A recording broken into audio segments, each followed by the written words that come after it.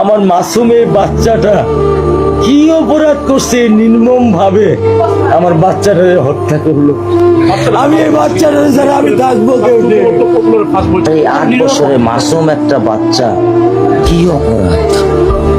আমি এই কলজাটা ছাড়া আমি থাকবো কেমনি? আমার এই বাচ্চাটা আমি ঘরে ঢোকার আগে ফ্রিজের মধ্যে আমার জন্য শরবত বানায় রাখে। আমার বড় মেয়ে না, আমার ছোট মেয়ে 8 বছরের মেয়ে। বাবা শরবত ছবি এখানে লাগায় রাখছে, বাবা তুমি আমাকে নিয়ে যাবা। আমি বলছি আল্লাহ, বাবা তুমি আল্লাহর কাছে যাও, আমার তো নেওয়ার দিয়ে যাওয়ার ক্ষমতা নাই। আমার মেয়ে আল্লাহর কাছে চলে গেছে, আমার মেয়ে আল্লাহর কাছে চলে গেছে। কি আমার ক্ষতি, কি আমার অন্যায়, কি আমার দোষ, আমি একটু জানতে চাই আপনাদের কাছে। আমার যদি কোনো দোষ থাকে, আমার কোনো যদি অন্যায় থাকে, প্রকাশ্যে আপনারা আমার ফাঁসি দিয়ে দেন। আমার পক্ষে সম্ভব না, দিনে ও 50 থেকে 100টা কল দেয় আমারে। বাবা তুমি কখন আসবা, বাবা তুমি কখন আসবা, বাবা তুমি কখন আসবা।